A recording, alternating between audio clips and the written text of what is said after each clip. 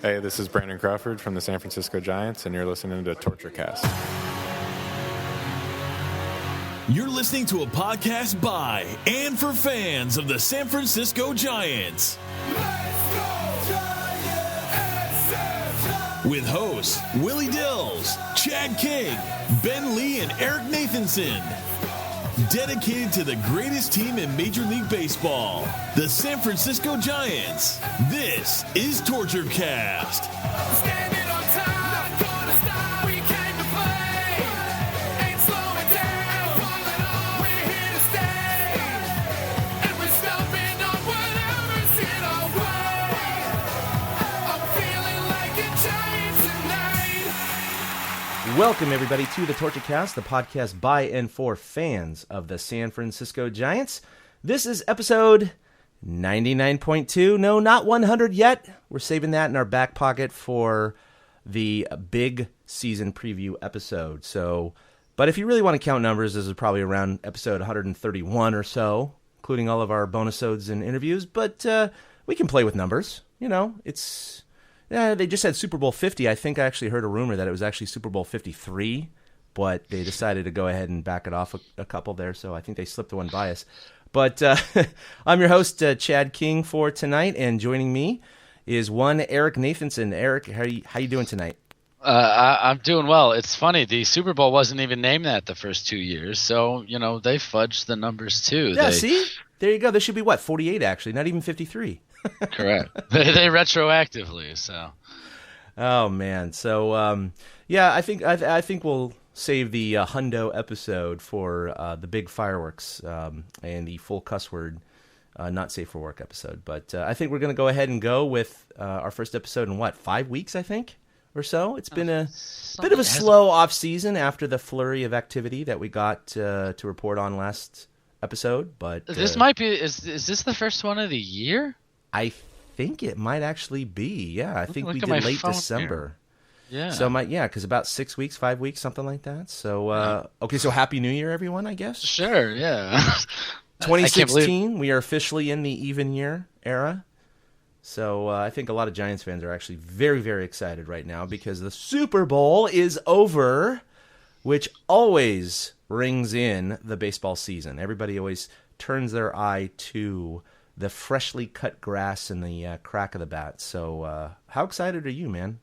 I'm really excited. It's funny, my whole Twitter timeline, I don't know if you had yours open at the end of the Super Bowl, all the baseball people, because, you know, that's the majority of the people. My whole timeline lit up with, all right, on to baseball, you know, and it's time for spring training. We're 9 days away from pitchers and catchers right now. Oh, man, I'm stoked. But I guess we can talk about 90 seconds or so on the Super Bowl for those who do care. But, I was a little surprised. The Denver Broncos defense definitely held their own. They put up. They didn't shut up. So, they shut up the Panthers and Cam Newton. But, yeah. I mean, that was a hell of a performance. It wasn't a very exciting game, but, man, they dominated. Yeah, that was an ugly game. And I think it was ugly because their defense was so good. Plus, it was sloppy. So many turnovers at different times. Mm-hmm. I didn't expect that. I thought Carolina, it seemed like everybody ahead of time was talking Carolina, and I was rooting Carolina because Ron Rivera, I'm a Bears fan, so Ron Rivera is a connection. Right. Charles Tillman's on that team. There was somebody else on that team. Greg Olsen, so it was kind of the thing to do. I don't like Peyton Manning. I haven't ever liked Peyton Manning, although I didn't really care that he won. It was kind of nice to see the team do it despite him. He got to kind of coast on out himself. But it was an ugly game. I mean, the first half took 2 hours. Yeah, no, it was an ugly game. And, I myself didn't really have a vested interest in it. I didn't care who won, to be honest. Ron Rivera, like you said, has Chicago roots. For whom he played for.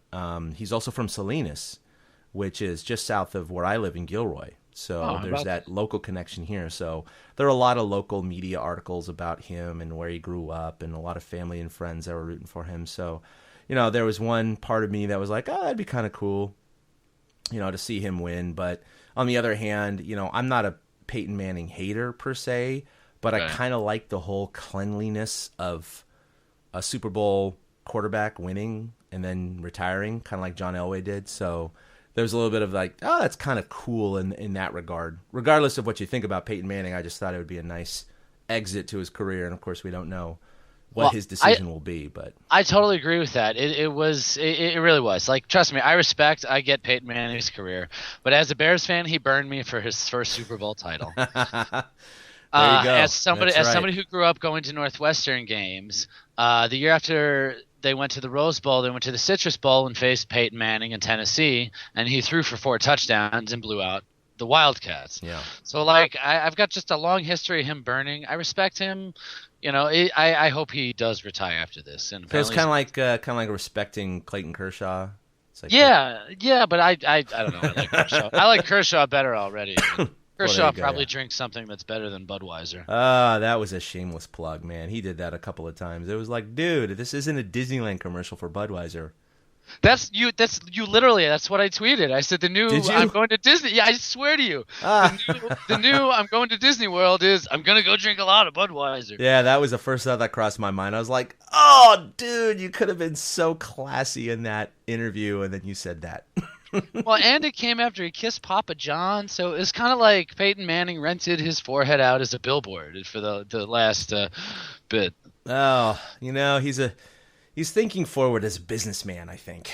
He has to be, because apparently current players can't shill for beer, so maybe he really was thinking ahead.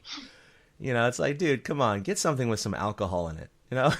Yeah, Budweiser. Well, it was just the Super Bowl for me. You know, I'm more baseball than football. I'm baseball over every other sport. Oh, yeah. For me, though, it wasn't a fulfilling conclusion to the season.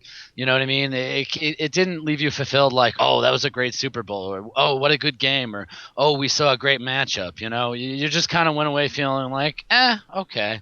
You know, it wasn't exciting in any way, shape, or form. There was nothing like last year. Down the field. Yeah, not at all. It wasn't. It was competitive, but it wasn't. I mean, even Manning, the guy had like 12 3-and-outs. Yeah. No matter how, last year obviously had that incredible ending with the interception in the end zone. Of course, that was with two teams that I pretty much hate the most in both divisions or both conferences. So it was kind of like if the Dodgers faced the Yankees in the World Series, it's kind of like, shit. I don't want either one of them to win, but at least it was an entertaining game. But yesterday was not very entertaining. Yeah, it's funny because I think we spent like almost a half hour on the game last year, and we're going to move on from this in a moment just because Peyton Manning retiring is just about kind of it. Nothing really else came of it. Yeah. So Denver won. They are your Super Bowl 50 champions, and it was actually kind of cool because I do live just about 35 miles south of Levi Stadium here, and the Blue Angels flew 12 o'clock over our backyard. It was unbelievable. It wasn't like they were off in the distance. It was like we heard this rumble, this just not a sonic boom, but just a and my kids were outside playing with Play-Doh, and they're like, Dad, what is that noise? And I was like, oh my God. And I wasn't sure.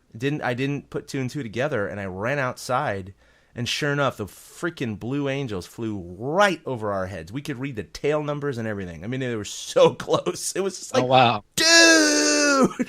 My kids were so excited. They didn't think a war was starting, but they they were like, what the heck was that? Were they as low as they pretty much were when they went over the stadium then? Almost. They were almost that. You could read everything. I could see the cockpit. I could read the tail numbers. I could see. It was pretty incredible. So, and then they have to basically be in a holding pattern. They were doing a figure 8, is what I heard later. So they passed by over us a second time, and I did get video of them. They were a little off to the right this time, but they still flew over our house a second time. And that's about when the military was singing God Bless America or whatever before the national anthem, sung by Lady Gaga. So I was like, okay, kids, they're going to be heading north now because they'll be there really soon. And my daughter was like, well, but it's like a 45-minute drive to Levi Stadium. And I said, honey, these jets are traveling at hundreds of miles an hour. They're going to be to Levi's in like 3 minutes. What? No way. I want to fly in a jet. It was great because they could see it outside. Then we went inside, and they saw the same exact jets fly over on national TV, and they're like, "Oh, we just saw those Jets. That's crazy." So it was pretty cool. That's what they're going to remember the Super Bowl for. That was the high. Well, they didn't watch any of the game. Right. But they're going to remember that. This is going to be something they remember because of that one. Oh, you remember that Super Bowl when the planes went over? They're totally going to remember that. Yeah, no, my daughter's 10. She likes football. She actually watches Niner games with me, and she loves the Warriors. Just absolutely. We watched the fourth quarter against the Thunder the other night, Saturday night, and that was fantastic. But I admit, during the game, we had Grandma and Grandpa over. They had Play-Doh. They had food. They had all sorts of activities. And she just casually would pass by. What's the score? Oh, the Broncos are winning? Oh, I guess that's good. And then she'd walk off. Yeah. But anyway, okay, enough about the Super Bowl. We want to talk about Giants. Yeah, it's on to baseball. Since they're done, it's our turn to get that this is officially, I mean, it really is. Every year when the Super Bowl is over, it's like, man, spring training is just about to start. So where I want to start tonight is, not much has happened in terms of transactions regarding the Giants since we last recorded, because that flurry was in, December. But I do want to get your initial thoughts now that things have settled down quite a bit and a lot of other teams have made their main transactions and signings, although there are still notable free agents out there, by the way, which we're not going to talk about tonight. But I don't know. I'm trying to be objective, but looking at what the Giants did this offseason and reading and watching MLB Network and all of the other sites, I'm pretty much consistent with most of their gradings. They're putting the Giants as one of the top, performers in the offseason, top 3, really. And some people put them 1, 2, 3, whatever. It doesn't matter. They're all giving them A's and A minuses. I haven't heard anyone bash their signings this year. And so what are your thoughts? Wow, I didn't go as high as an A or an A minus. I give them a B plus right now. That's okay. I mean, it's could be 1 point away from an A minus. Yeah, absolutely. It could be the 0.9. It could be as close as Bernie and Hillary. The Giants, the things that they did, they're the only ones I looked at. It's funny you mentioned the other teams. Like I don't know who else you put up there. Like the Cubs, maybe you put up there as having a good off season. Mm-hmm. The Diamondbacks you would put up there as having a good off-season. Put up there. Yeah. But the Diamondbacks, everybody's like worried about the Shelby Miller contract and things like that. So and their bullpen and right. Mm-hmm. I thought the Giants just focused just on for their needs. I say B plus because I think they still need to make a move for somebody on the bench. Mm-hmm. I know Kelby's there, and I know Adrian's is still there, but there's nobody in there. And it's funny, I know we're going to talk about it in a little bit, but other than that, they signed Span, Smarja, and Cueto. The Span signing I really, really like. Have they said anything about whether or not Angel Pagan is willing to move to left field yet? Is Span going to play center or left? Yeah, so that's a great question, and in fact, you brought up the point that they did sign Span after our last podcast, so we have not talked about that yet, but they have not officially said anything. So the rumors is that Span will take center field, but again, they're just rumors. We don't know exactly what's going to happen because, Angel, God love him, he is one who is a very prideful person, and so I could understand in his camp maybe he might be a little upset that he could be asked to play left field in lieu of Span, but at the same time, I think you have to be objective and look at your last few years with he's always had injury history, even with the Mets. I mean, that's why, when the Giants signed him, a lot of people were saying, oh, he's going to get injured the entire duration of his career. And he has been injured much of his Giants tenure, but he's also had incredible stretches that have propelled the Giants to, their glory, especially in 2012. So I think, you would have to look at it objectively as a player and say, well, I'm not being demoted to a utility bench player, but I might go to left field. So what? So I guess I wonder how much pushback him and his agent are going to give to the Giants if they are going to basically say, hey, look, Angel, can you scoot on over, 100 feet to your right? I'm not sure. I think that Span's defense is pretty incredible. Angel's has slipped over the last couple of years. He's not a bad center fielder, not at all. But we've all seen him take bad angles, get bad jumps and all that stuff. But we also had Marvin Bernard playing center field too. So, We've seen worse. Yeah. And so I personally, if I were to start the team tomorrow, or write a lineup tomorrow, I would put Span in center and Pagan in left. Well, I mean, the thing, it's Pagan's walk year, and he's 34 years old. He's got, it's 11, I'm looking at it, 11.25 million on the books right now. Yeah. You would hope that he understands that he got his big payday already, and that he should not need to play for some huge contract this time around, that no matter what, he can get 5 or 6 million to be somebody's role player or off the bench guy next year. I think if he's willing to accept that and just shift to left and know that he's just going to kind of be out there and not be in charge, I think it'll go smoothly. I hope he doesn't put up a fight. And I honestly think if Pagan shifts to left, I think Blanco will end up in left field again anyway. Oh, well, yeah, he's going to get hurt again anyway, so even if he doesn't, Blanco might outplay him. And even Bochy, he's loyal to his guys, but like what Pagan did for them was 4 years ago at this point. What Blanco's done for them has more recently been a guy to really help carry them to a championship. No, Blanco's WAR, if you extend it out to 162, is pretty damn good. He is not a bad little player. But, that being said, I think that center field, on average, you're going to get a few more injuries in there, defensively related, not offensively related, because you are going to be going for more balls. You're going to be running more. You're going to be sprinting more. You're going to be potentially diving more and jamming shoulders and that kind of thing. So, because it is his walk year, and they're not, most teams are signing you for your offense, not necessarily for your defense, even though that is a bonus. I don't think playing left field is going to hurt his market value. So, I think it's not a bad assignment to take. So yeah, I hope he takes it. It would make this team cohesive because Span might take over the top of the order as well. Yeah, because you want to be a team player, right? Yeah, and Span's going to be hitting lead. Now that we can definitely say, Span's going to be hitting leadoff. I don't think there's any question about that, unless he has. Well, obviously, if he gets injured, we're not talking injuries right now. Unless he shits the bed in spring training for whatever reason. And Pagan is, hitting 450 or something, they might look at it a different way. But unless that happens, I think Span has the leadoff locked up right now. Yeah, he's got to. We'll see. I think the Giants had obviously a very good offseason. So you have a letter grade? I put it A-. Okay. Yeah, I put it A-. I mean, I didn't think there was too much more they could have done. We've talked about this before. I think that it was great that they went after, what's his face, Greinke. But at the same time, what they got instead of one Greinke, they got Smarja and Cueto, and those two guys, in terms of wins above replacement, are going to exceed, in my mind, and they should, WAR from just one Greinke. So I think that's fantastic. Plus, they needed the bodies too. I mean, it's not like they just needed one starter; they needed two starters. Period. So they got two above-average guys. One, Samardzija's above average, but Cueto is far above average. So I think that's great.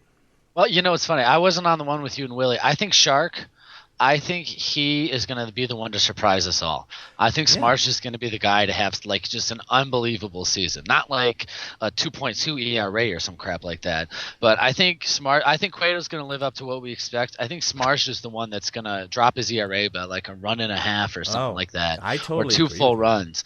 And it's going to all of a sudden he's going to be like in the conversation. He's going to be a guy that, you trust him on the mound in big situation type things. I think he's going to fit. He seemed to fit the culture. I think he's going to fit right in. I didn't know much about Samardzija other than his stats. I hadn't really heard him speak too much, but his press conference was one of the most entertaining press conferences I've ever heard or watched. He was engaging, funny, sincere, and it looks like, oh my God, he is one of the lunatics. He fits right in with this team, and he wanted to come here. He even said that he had to play his cards close to his vest because this was his number one destination. Well, this is the thing that blows my mind right now. In his mind, he said, I want to win World Series. So where do I go to win World Series? And he chose the Giants. Mm-hmm. I mean, that's just crazy to think about. Just 6 years ago, he chose the Giants because he thinks that's his best shot to win the World Series year after year right now. And I know we've had some listeners tweet at us, saying that they're not extremely happy with it, the signing, because of his stats last year. They cite things like he gave up the most home runs per 9 innings. He had the second highest ERA in the AL for qualified pitchers. Blah blah blah. They're not wrong. Statistically, they're completely correct. But you have to think of a couple of things. Number one, he's a horse.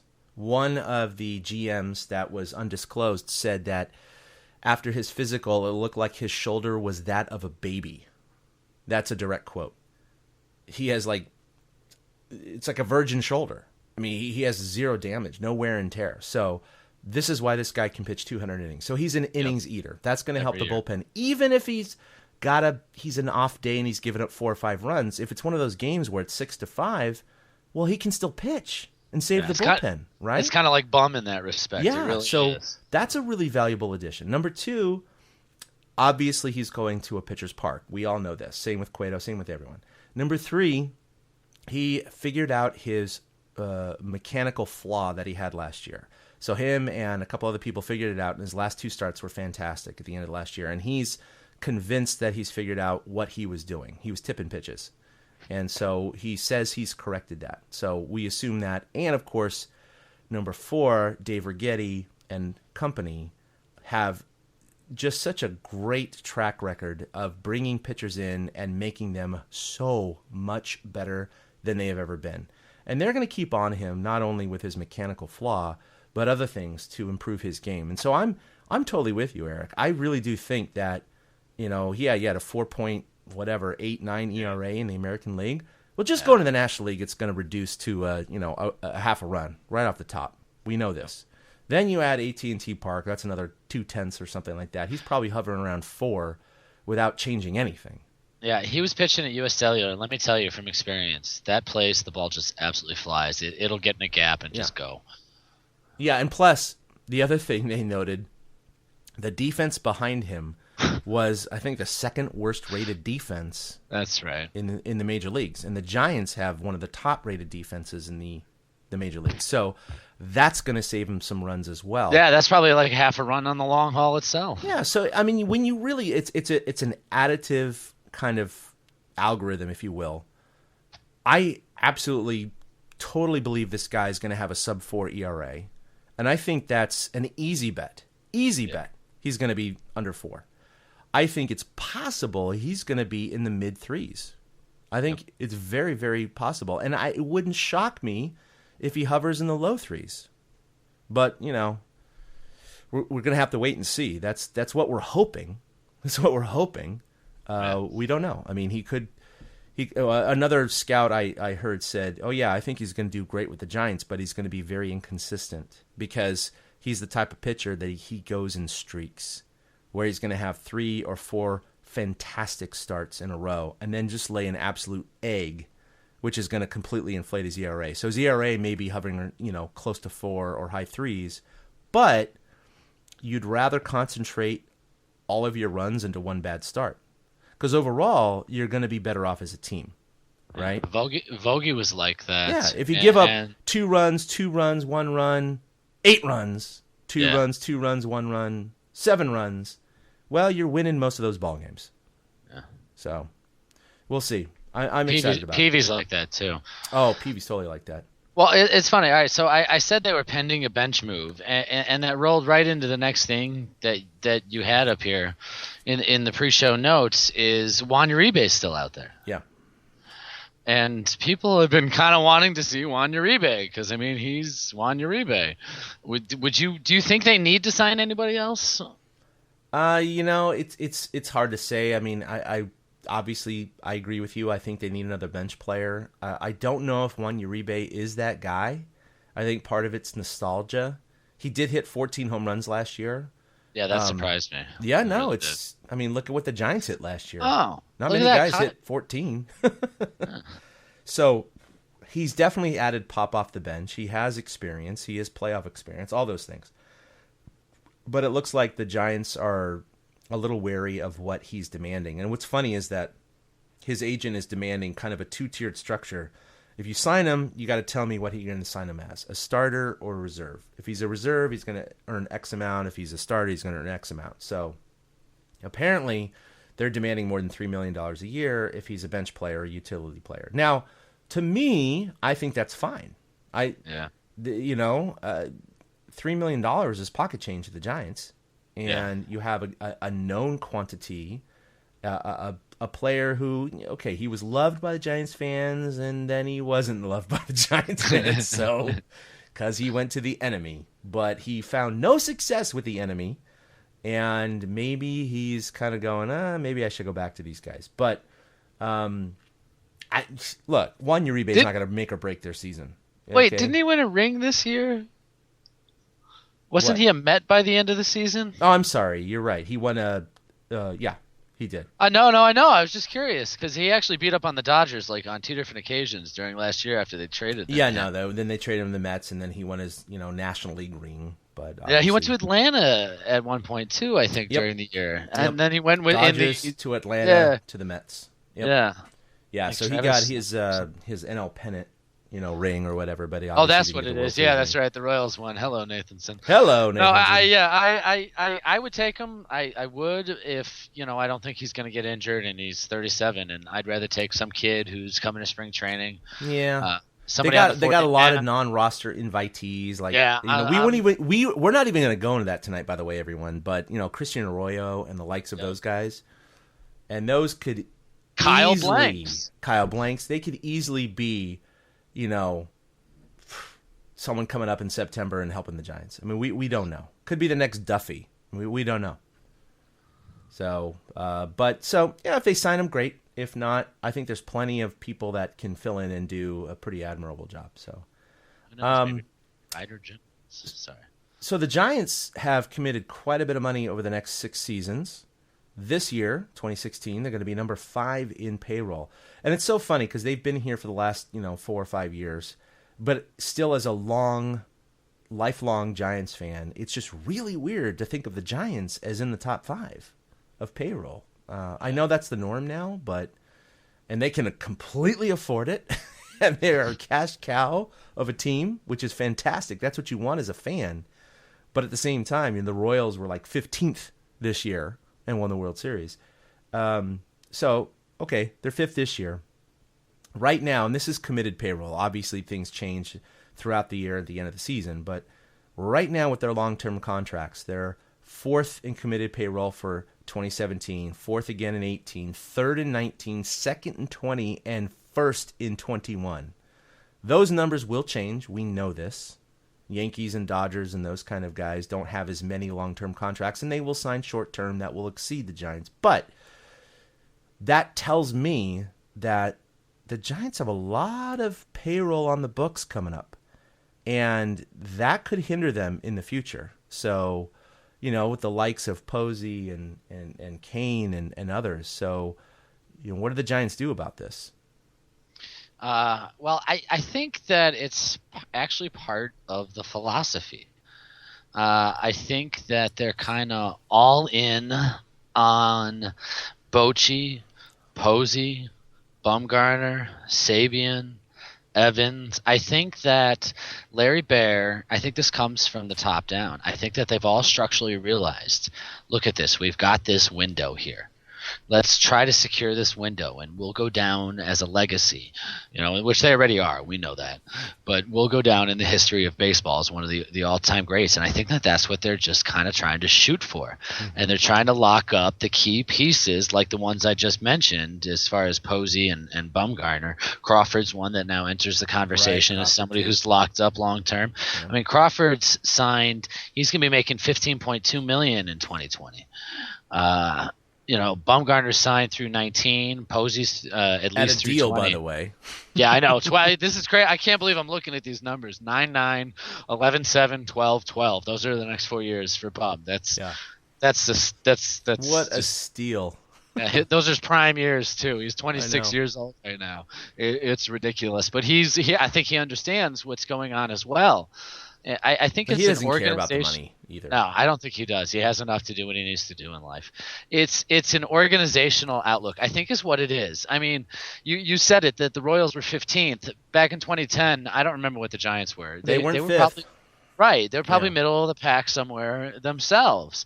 And I don't think, I mean, obviously, but without 2 more titles, there's no way we're looking at fourth, third, second, first over the No. next 5 years. Oh. That wouldn't happen. I think that they see this window. I think that they're going to try to, Bochy, he signed his extension. He's around for another, 4 or 5 years at this point. I don't remember what his numbers are. I think they all kind of look at this as this is their chance. They've looked at up till 21, 22. That's their window. Their 10 to 12 year window. I just think that that's what it is, and I have no problem with it. For my lifetime, and I think you would possibly agree. If they win another 2-3 titles and then they don't win anything the rest of my life, I think I'll probably be okay. Think I would be okay if they could win another 2 or 3 titles in the next 5 or 6 years. Oh my God, that would just, yeah, I'd be like, when I'm, 89 years old and on my deathbed. And then, I don't think I could complain that the Giants haven't won a World Series in 30 years because they won Right. 6 when I was in my 40s, But it would be like guys from the 50s talking and the 60s talking about the Yankees when they had their string of dominance. That's who we would be. That's the kind of grandparents we would be, is being like, I remember when, Yeah. back when the Giants. Great grandpa, the Bochy, Giants suck right now. They haven't won in years. It's like, well, Right. back in my day. Buster Posey. Yeah, but They that's, only spent $195 million on these guys. Yeah, I honestly, I think, and this sounds callous, but I think Larry Bear's trying to cash in the most that he can. No, I think so. While he's one of all of them, even the big money. There's a big money. I think you were the one who mentioned it. All the owners just want to cash in now while they can, because 10, 15 years from now, they're not going to be able to keep doing this. Yeah, I think, some Giants fans were a little concerned about these numbers, saying it's going to strap them for the future years, but they have enough cash to deal with it. And secondly, what would you rather see? They were 30th in payroll? No. That means they're not. No, they're not spending. They're spending money. They do care about their product. They're trying, like you said, to optimize this window of opportunity that they have right now with future Hall of Famers. They're not locks yet, but they are on the trajectory with Bumgarner and Posey and the likes, And Bochy. Wow, you're right. I wrote down 3 guys: Bochy, Posey, Bumgarner. That should all be Hall of Famers. Oh, Bochy's a lock already. Yeah, I agree. But the other 2 are not, just because they got to have more time. But yeah, they're definitely on the trend. So, speaking of money, Brandon Belt and the Giants are headed towards arbitration. They do have a hearing scheduled for Wednesday, so less than 2 days from now. Belt filed for $7.5 million. The Giants filed for $5.3 million, so that's a $2.2 million difference. Now, the last time the Giants actually went to arbitration was with AJ Przinsky, back in 2004. That's how long it's been. It's been 12 years. So the Giants do not have a history of doing this. Specifically with a fan favorite like Belt, specifically with their history of success over the last several years, I cannot fathom an alternate universe in which the Giants would allow this to actually go to a hearing. Can you? No, I can see them meeting somewhere in the middle, somewhere, giving them like 6-5 and just calling it off. Yeah. I could totally see something like that happening. I'd be fine first with of that. all, I get the Giants aren't going to give him 7.5. I understand that. Now, the difference is only 2.2, which again is pocket change to the Giants. However, I agree with you. I think that they meet somewhere in the middle plus $500,000, or something. So they're edging closer to Brandon's side. Like, instead of 6.5, you give him 6.8. 6.9, something that's close. And I know Belt's camp could say, well, then what the hell? We still want 7.5. But I think at the same time, he's eligible for arbitration next year as well.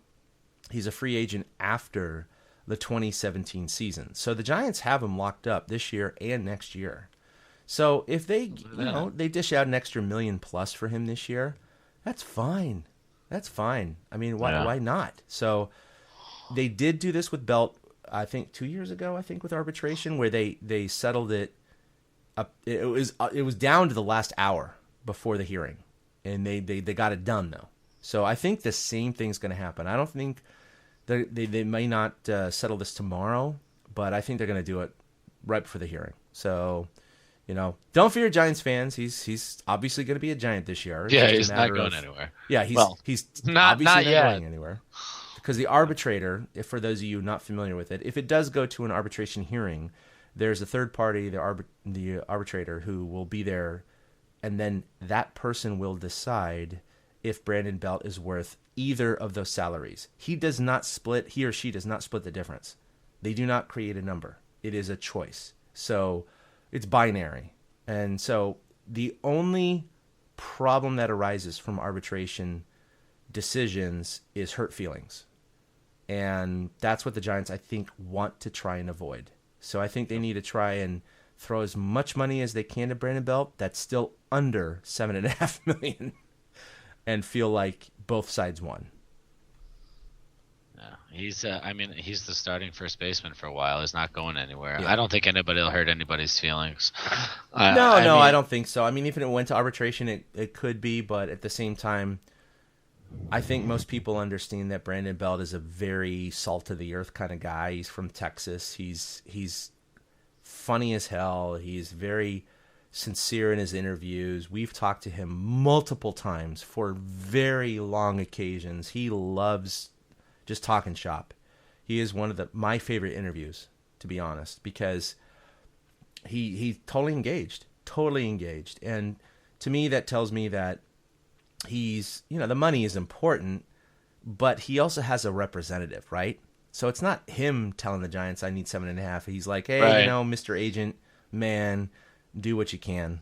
And the market kind of sets the price too, in comparison to other arbitration eligible players that are on the same tier that he's on. Yeah. So there's a certain thing that his representative is basing the things off of. Yeah, and given the salaries of today, I saw a lot of people tweet out saying, well, he doesn't deserve that money because of his concussion history and all that stuff like that, and his freak injury history. And it's like, you can't count that against him. You just can't.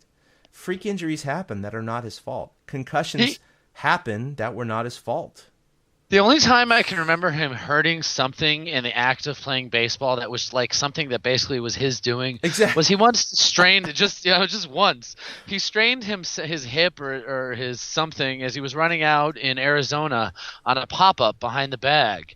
And he like strained a hip or his thigh or something like that. Other than that, either somebody else has hit him in the head or somebody else has hit him in what did he break a hand once? Was it a finger? If this dude was like, pulling hammies all the time. Right, it's not that. I'd be like, well, he's got durability issues. He's just been hit with the ugly stick in terms of injuries. He's Charlie Brown. He's freaking Charlie Brown. That's a perfect analogy. The slumped shoulders and everything. He's an ugly finder, right? I mean, shit comes his way, and it's just the way it is. And it might get worse now that Affeld's gone because nobody else is going to cut themselves or jump off a trampoline. That's freaking hilarious. Yeah, he doesn't have any kids to pick up, but he definitely could slice his finger, cutting hamburgers in half or something, frozen hamburger patties. He can grab one of Crawford's kids. They're apparently piling up a litter over there. Well, yeah, they got 3 now. Yeah, it seems like every offseason they're showing Congratulations to the Crawfords. They got 3. Yeah. My goodness. Jeez. That'd be weird. That'd be weird, like, working a job where 8 months out of the year you're like, all right, honey, you got the kids, I'm outie. Yeah. No, but he's a good dad. We all see that on Instagram and Twitter and everything. So after Belt, we need to talk Timmy because we love talking Timmy. We always do. He's definitely a hot button topic. Clearly it looks like the odds are that he's not going to be with the Giants. Not necessarily or only because of his past poor performance, but because the Giants don't really need him. No. They got their starters. They got their relievers. If they had a big gap in one of those areas, I could understand them taking another flyer on him. Granted, for a much cheaper, bill than what they've paid him the last 3 or 4 years. But what? $17 million is a bargain. Sorry. Go on. I like how you said that. So yeah, the Giants. Look, he's a fan favorite. It's great and all. He's a good marketing tool, but unless something crazy happens, He's not with the Giants this year, and he's still a free agent. And here we are, 9 or 10 days before pitchers and catchers report? Yeah. He hasn't his showcase. He's got to do his showcase still. He's got a showcase coming up, and there's a lot of rumors. Oh, the Yankees are interested and all that stuff. I don't know where the hell he's going, but No. I mean, do you expect him to be with a major league club by opening day? I don't. I really don't. I think he's going to want to go to a team that doesn't need. I think a team he would want to go to doesn't need him in the rotation right now. Yeah. And a team that would need him in the rotation, I don't think would be on his list. But maybe he's not picky right now. I don't know. Maybe he ends up in Miami or something like that. Who the hell? I don't know what their whole is. But I can't see that he's good enough. I hope he proves me wrong in spring training. I totally do. But I don't see him on a major league roster come opening day. I mean, really to me, he's clearly good enough to be a major leaguer. Where that is in the spectrum of 750 players remains to be seen. But I do think that he's good enough to be, at least a middle reliever on a lower echelon team, clearly. The question is that team interested, and is he willing to take... I mean, he already knows, and his agent knows, that he's going to get a massive pay cut if he does sign. So the question is, how low are they willing to accept? And I think that's the thing. I think it's more of a waiting game. It's more of a chicken game. It's, he earned, like you said, $18 million or... Well, no, last year was $20 million, wasn't it? With the Giants? I anyway, don't know. 18, 20... He fell off the books whatever. finally. It's freaking more money than you and I will ever earn in 20 lifetimes, so it doesn't matter. But he just... I don't know if his pride is going to get in the way or if teams are just going to stay away from him. I don't know. So here's my other thought. It was 18 last year. Here's my other thought. If nobody really wants to sign him, or if he doesn't want to sign a minor league deal, I mean, is he the kind of guy to go to Japan? I mean, in his personality, I honestly think he's the kind of guy that would be like, yeah, let's go enjoy this and experience a different culture for a year or two or something like that. Did you see that Johnny Gomes did that? No. Yeah, Johnny Gomes signed in Japan. Oh wow, good for him. And guy just won a World Series title too. He just won a World Series. He had that epic trolling speech during the parade, and he's clearly good enough to be a utility player in the major leagues. Yeah, he is. But he said it's not about the money. He wants to go experience new things. Right. I could see if Timmy feels insulted, or if nobody really wants to give him a major league. I mean, somebody's going to have to get injured. Is the way I feel. Yeah. Is there have to be somebody that some team that has 2 arm injuries in camp. And so Timmy comes in and gets a tryout, and he makes it on as the 5th guy, but then those guys come back from being healthy. He gets sent down to Toledo, and then he doesn't know what the hell to do with himself. So, I don't know. Yeah, it's going to be interesting. Obviously, he's not hurt. I could see Japan. No, I could see Japan. I would not rule that out. But I do think that my guess would be that somewhere halfway through spring training, he's going to get signed by someone. Yeah, to at least that'll be one show up to camp. So with a one of those non-guaranteed roster invites, see how you perform. I mean, it's kind of sad that it could come to that. Hopefully it doesn't. Hopefully he's signed in the next week or so. And hey, maybe the Padres will sign him because they figure, well, shit, he always does so well when he's hit us. Right. That's exactly right. And he pitches so well at Petco, so let's see if he gets it. We're guaranteeing that he cannot no-hit us this season. Oh, that's my God. I don't know if I can handle it if Timmy were pitching for the Padres against the Giants. That would kill me. I think it's a guarantee at some point within the next 2 to 5 years, we will see Timmy Lincecum pitching against the Giants. That will happen. It will happen. Be it interleague or regular season NL, I don't know, but I think it will happen. So, and that will be a very weird day. The best way for us, and it's funny because it is Giants fans. You're all Giants fans that are listening to this podcast. But if for some reason some random ass Tigers fan is listening, the reason we love Timmy so much, it's like a child's love for their idol.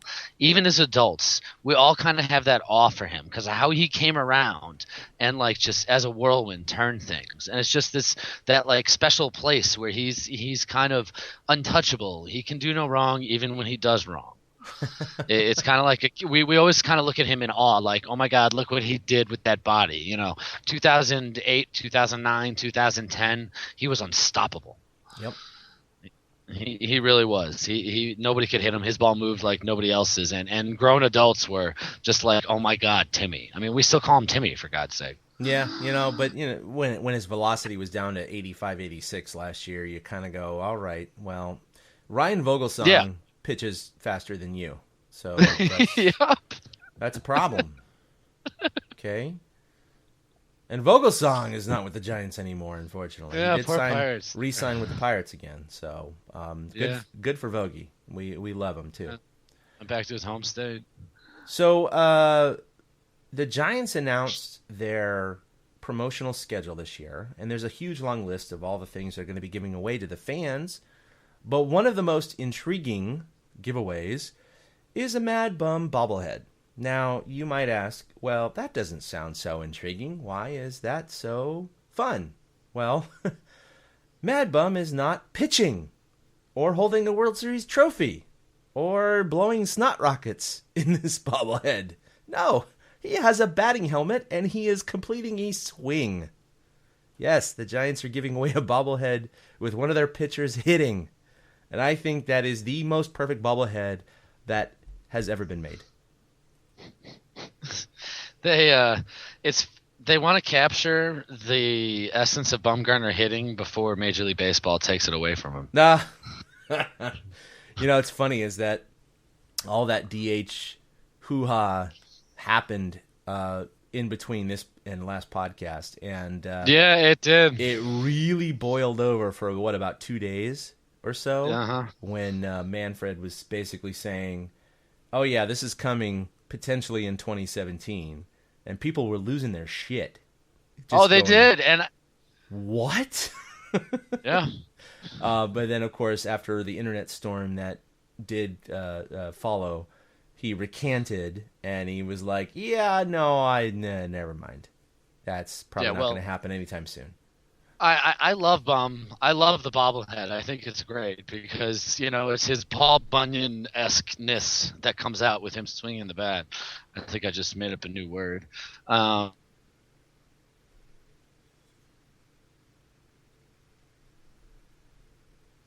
of you on the podcast. I'm ready for the DH. I want the DH in the National League. Oh. Okay, I'm going to end the podcast right now. It raised such the ire. It raised such the ire. You hear that? You folks hear that? I'm sorry. I think you're all nuts who don't want the designated hitter. I love Madison Bumgarner. And I love to watch him hit. We are accepting applications for Eric Nathanson's replacement on our podcast. If you would like to submit your application, you can. For every Bumgarner, there's a Lincecum. No, I get that. I do. I understand the argument that pitchers are the automatic out. They hit 110 last year, 120 last year. There are lots of ugly swings. They are up with a runner on first or second with 2 outs, and there's basically no hope for a run. I understand the analytical argument. I just want to, number one, preserve a part of the game that I've loved forever, that has been, in essence, part of the game for over 100 years. I don't want to lose that. The American League already abolished that in 1973. I also get the argument that the American League has the advantage in most cases. Whatever. I'm an NL team. Why?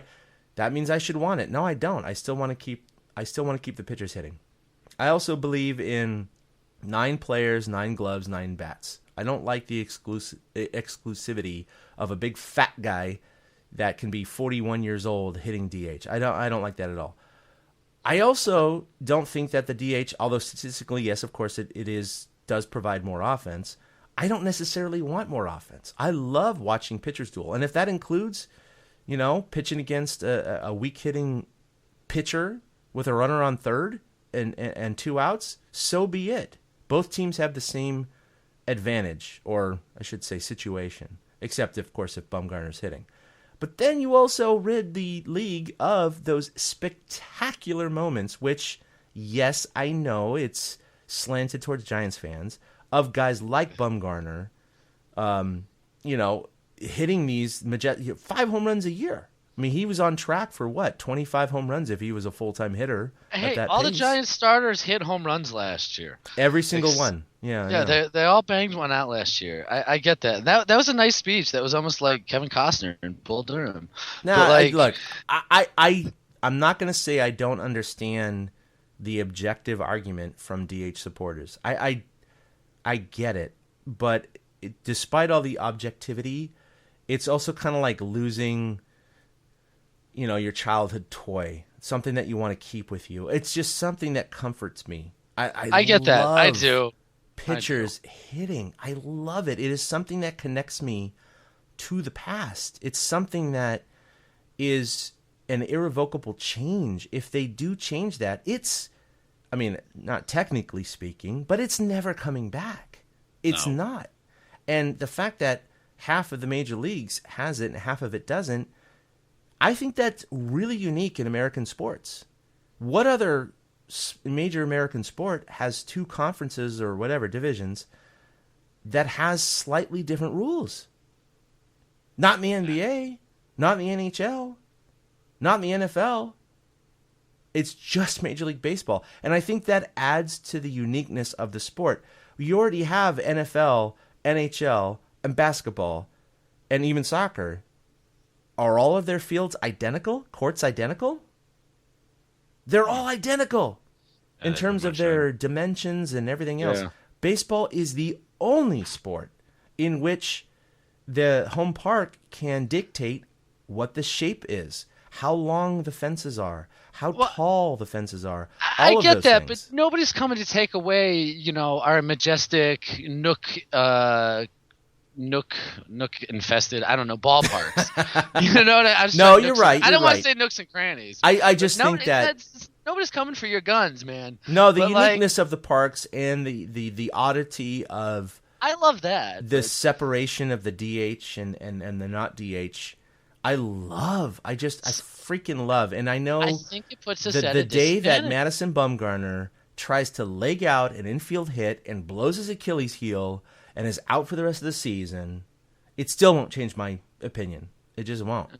I get that. If the DH hadn't been around for as long as it has been now, I wouldn't be like this. I never was. Trust me. 2 years No, but ago, it's been 43 years now. Yeah, that's a long time. Yeah, and I think it's just, see, I'm not of the let's sanitize it, but I'd be happy if everybody played by the same rules. I even think that the solution to the designated hitter being introduced in the National League is make the rosters 26 players, so nobody loses a job. Because I totally understand, and that's been the one thing that always that always kept me back in saying I'm for the DH, is that there are guys that are fighting for that 25th man on the roster. Somebody like Adrianza, Flan was that guy. Right. And I remember I talked to Flan about it, and he said if the DH was around, I never would have made a ball club. And he's right. But if it was a 26-man ball club and you accounted for that guy, then he would still make the ball club as the utility guy. Yeah. I don't know, how they would work it. That's like my best solution. I just think it's time everybody played under the same rules. It's not about the scoring with me. It's more that it seems like the challenge pitchers have it tougher in the American League. They just do. Oh, they certainly do. I'd they like to see absolutely Kershaw not get 3 free outs a game. I'd like to see Kershaw earn those 3 more outs. Okay, so how about the American League? Flip it around a little bit. So how about the American League abolishes the DH and then they're even? That I'd be fine with too. I'd be totally fine with. But That's a great realistically, argument. I don't think that's going to happen. No, of course not. Because Right. then you actually remove DHs from Major League Baseball. Right. Then you take jobs away. So I'm not for that. This is America, damn it. Blame Obama. Yeah, exactly. He's on his way out anyway. Doesn't matter. It's an age old argument, for the last 40 plus years, and we're gonna keep talking about it. And even That's the most if and we've when ever talked about it.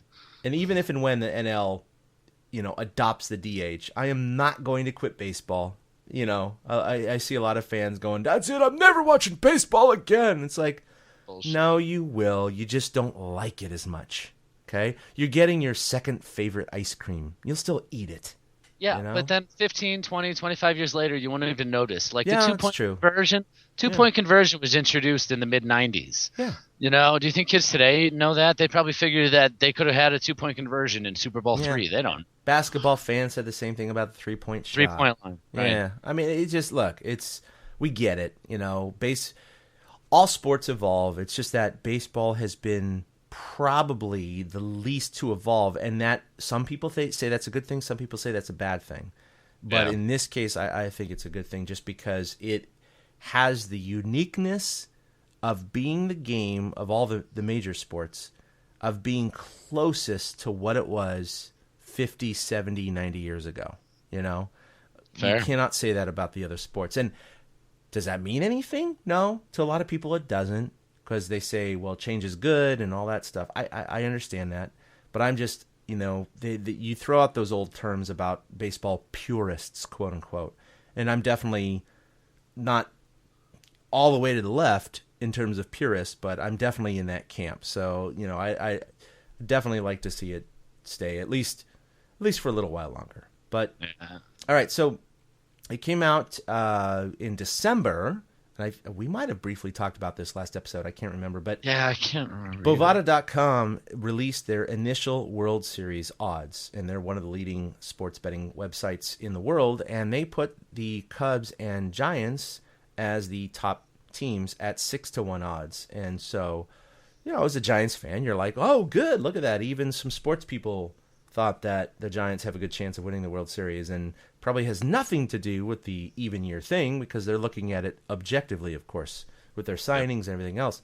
But what's interesting is that the lines, of course, have moved since then. It's been a couple of months. And as of tonight, the Cubs are actually still number one. In fact, their odds have even gotten better. Well, it depends how you look at it. Right. But better in terms of the best chances in terms of the line. And, of course, this is determined by the betting public, right? This is not determined by Bovada. This is about how many bets are placed on each team. Yeah, I mean they throw out the initial line, like you said. The one it was they were plus 600. Yeah. Which in betting parlance, if you bet 100 to win 600 at that point. Exactly. So as of today, the Cubs are 400, so 4-1 basically. The Giants have conversely slipped to 750, so that's 7.5-1, which is almost twice as bad as the Cubs, even though they're still number 2. I think number 3 was it the Red Sox or was it? No, it's the Dodgers? Mets now. No, It's Mets, then Mets. Red Sox. Right. Yes. That's The Mets correct. come in. I still have it right here. The Mets thanks. come in at 800, so 8-1 on the Mets. The Red Sox are at 12-1. Dodgers are at 14-1. Nats are at 16, and so are the Blue Jays and Royals. And that's then the you top. noted something that was very interesting. What do the bottom 6 teams have in common? Yeah, they're all National League ball clubs. And now that I look at it even further, it's 2 from each division. We've Think got about the Rock- that. I mean, there are only, 15 National League ball clubs? And Yeah. 6 of the 15 are in the bottom 6? That's crazy. They've had this discussion lately about teams tanking and things like that. But 6, that means 9 teams are fighting for the 5 playoff spots in the National League. Right. That's it, which is kind of ridiculous to think about. And they are kind of tanking. At least the Braves are, and the Phillies maybe. Yeah. But Definitely Braves. I mean, the Rockies, Braves, Phillies, Padres, Reds, and Brewers are all. What is that? So that's plus 10,000. So what would that be? It's 100-1. No, I think it's 1,000-1. It's No, 1,000. because it's 100 to... Is it 1,000-1? That's 1,000-1 because it's 10,000 there. Oh, shit. God, that's So really 10,000. bad. That's really bad. Yeah, and they're all National League teams. And these are teams that the Giants, especially the Rockies and Padres, they get to play 19 times a season, which is kind of awesome. Giants open in Milwaukee this season as well, which is kind of nice. The bats might be able to wake up right away. Yeah. But it is interesting. The Cubs and the Giants are the top 2 on this list. And who would have thought that just coming from out of this postseason, we talked about it earlier, the grades and things like that, that the Giants and the Cubs would be the 2 teams that people are thinking about. Yeah, the Cubs are definitely the sentimental pick, and Yeah. and they're a good pick. I mean, I don't see how they, if they won the World Series, I wouldn't be surprised. Clearly not. No. You just go, oh, wow, 1908. That's the only surprise, right? No, 1989 is going to be our chant come the NLCS. You guys, you watch. It's going to be Giants Cubs fighting for the NL pennant. So That's can they totally what I want. re-sign Will Clark to hit a grand slam off Greg Maddux? Why not? Why not? Maddux can probably still throw the ball. Yeah, probably. Be an old wrinkled Greg Maddux against a really fat Will Clark. Maddux wouldn't want to show for that. That'd be fun. So anyway, do with it what you may. I have not gone back and analyzed the results of the preseason odds for the last 5 years, but it is, at least as a Giants fan, kind of exciting to see that Vegas and a lot of the bettors do think that the Giants had a pretty good offseason, and I'm sure a lot of hearts are still married to the even year. Psychology there. So we'll see. That's why I can't figure out if they're going to bet that line back up to like 6-1, 5-1, or if that line's going to keep dropping off as we get closer to the season and go to like 8, 9, 10-1, and then the money will come in on the Giants. I think it's going to slip in that direction. I think it was the initial sexiness of the signings and the 2016 thing, and then now people are still really latching onto the Cubs and just the nostalgia of it, the underdog nature of it. I bet the 1 year that the Cubs won the World Series and I won. I think it's kind of like that. Like I said, we all know that they set the initial lines, but the bettors are the ones who move the lines. So it's not Bovada doing this. It depends on what side the money comes in on. Yep. We'll push the line either direction. Yep. All right, so I think we talked most of the shop, but we're going to wrap up the podcast here. But what's really exciting is we are heading into spring training here very, very soon. And, of course, the season, we're going to be bringing many, many more podcasts to you. Once the season starts, it's going to be most of the time weekly, depending on our schedules. Until then, it's going to be probably every other week or so as we ramp up. I'm hoping to attend spring training. I don't know if that's going to happen, but that would be great. But in the meantime, there are a couple of events that are coming up that I am fortunate enough to cover. Tomorrow, I'm actually going to be driving down to Pebble Beach and covering the San Francisco Giants versus the San Francisco 49ers Chevron Charity Shootout there at Pebble Beach. And so what they do is they play 5 holes of charity golf, and the winner basically it's $100,000 in their name to the charity of their choice. So it's a really, really, really good event, a very memorable event. I did cover it for the first time last year, and I had a freaking blast. I was able to go out onto the putting green during media availability, and I interviewed quite a few players, both from the Giants and the Niners side. Got to talk to Steve Young, Jerry Rice, who Rice won't be there this year, unfortunately, but Steve Young will be there again this year. In fact, right now the list is for the Giants. It's going to be Bruce Bochy, Matt Cain, Dwayne Kuiper are going to be golfing on their side. Apparently they're not doing 4 people this year. They're only doing 3, which is really weird. And then on the 49ers side, it's going to be Harris Barton, who's the captain, Brent Jones, the ex-tight end, Steve Young, and Dwight Clark. So Wait. The Niners get 4 guys, but the Giants only get 3 guys? This is what I don't understand. That is what is listed currently as of today, so I don't know how they're going to work that out. Now, what I did read on the Pebble Beach site, and they did not do this last year, and if this happens this year, I'm not exactly sure how it's going to happen.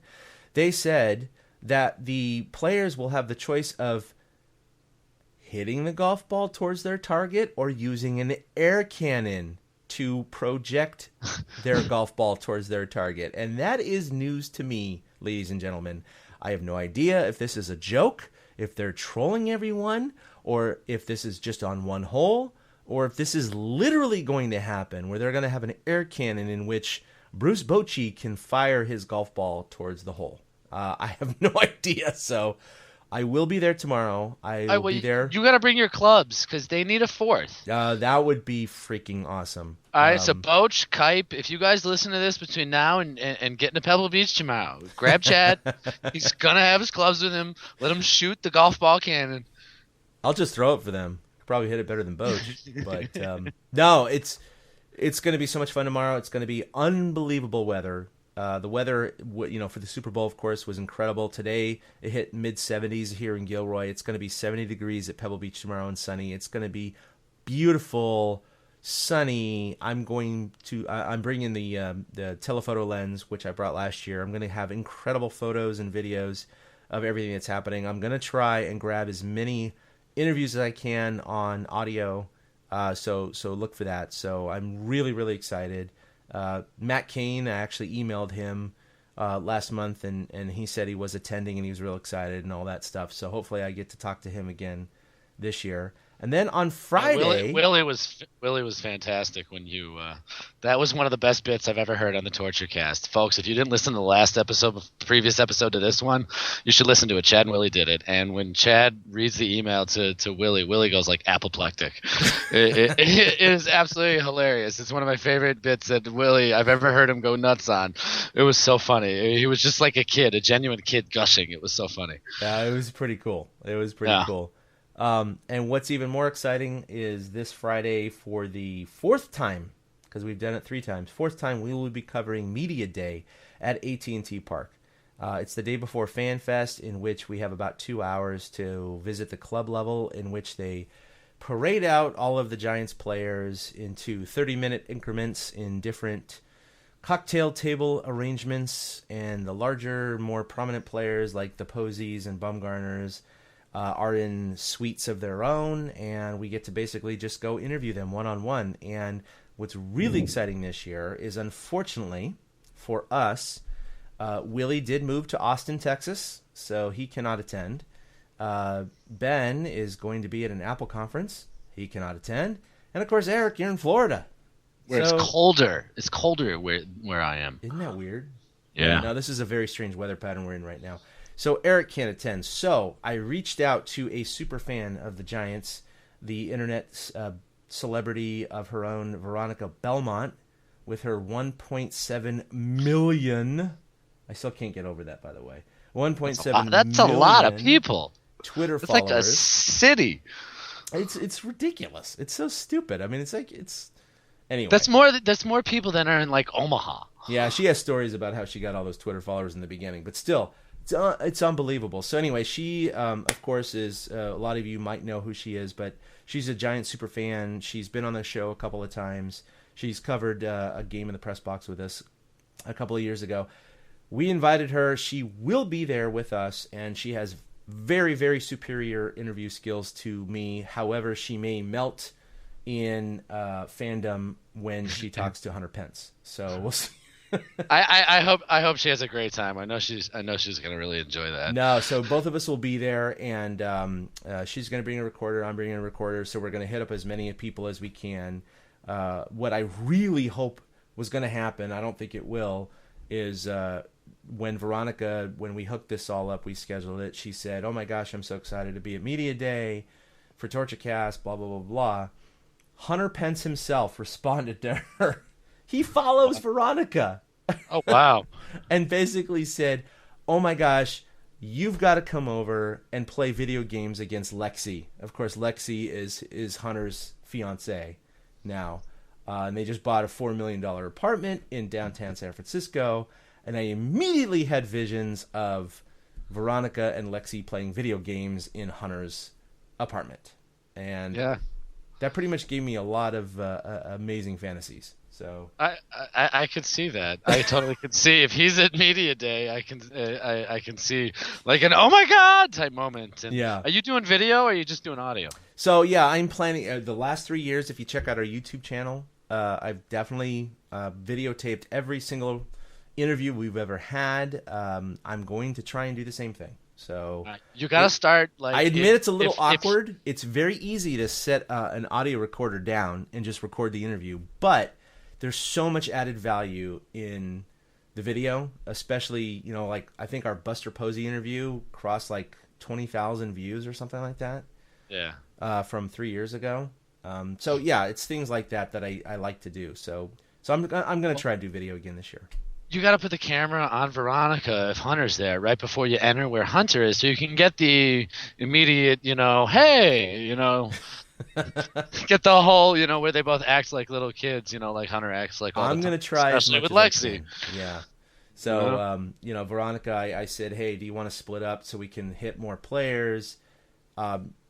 It's really funny because she's a very veteran, experienced, media person. She hosts tech TV shows. She's done a million interviews. She's been MCs for, South by Southwest portions. I mean, she's done so much in her, short lifetime that I figured she's just going to blow this interview apart, this whole day apart. She's like, I'll take over. She said, no, I'm so nervous. I'm just going to stick with you. So she is truly a super fan of the Giants, which is really, really cool to see. But I'll be nervous to interview while she's standing there because I'll be thinking like, oh my God, I'm asking the dumbest questions and she's thinking I'm dumb, Yeah. But we'll bring to you what we can, and I'm actually really excited about it. So look for that. That's going to be Friday. And then FanFest, which I've attended a couple of times, and it is a really fun time. I cannot make it this year, so I don't think we have anyone from TortureCast actually attending. But it's going to be Saturday at AT&T Park. Starts at 10 o'clock, goes to about 3. And you have your chance to get autographs from many of the players. In fact, I think they said something like 28 of the 40-man roster is going to be there. It's going to be an incredible, one of the best turnouts ever. So if there's any fan fest you're going to attend, this is going to be the one. So head on out there. We'd love to see videos, pictures. Tweet at us at TortureCast. Let us know how it goes, and we'll. And be careful out there, because would love to retweet it and share it on Facebook. Yeah, it's a mad rush sometimes to go meet some of the players I know from seeing the past few years on Twitter. So be careful. Don't get caught in a stampede. Yeah, well, the stampedes, and then the other unfortunate thing is that you might go, oh, here's the line for Buster Posey. You realize you're probably more than a half an hour back, and then in 15 minutes, suddenly they all rotate, and then you have the opportunity to get the Ron Modis's autograph, and you kind of go, oh. You're like, what? I didn't come here for Josh Osich? Yeah, so that happens. So just be aware that that's what they do. They don't have a player sit there for 3 hours. They do rotate. They have breaks and all that stuff. So whatever line you do get into, if you're not right in the front, you may not get that player. So just fair warning. But yeah, but all this goodness right here, the shootout that Chad's going to be at, the FanFest Media Day, FanFest, all that means baseball is coming. Oh man, this is the time of the year that just gets my juices flowing. I don't know what it is, but I know that like in August and September, we kind of get in the doldrums of the year, even if the Giants are in the playoff hunt, which they've been pretty much every year for the last 5 years, and we just kind of go, wow, it's a long season, but this is just fresh, it's new, it's exciting, it's invigorating. I love this time of year. So I just started coaching my daughter's softball team. We had practice tonight.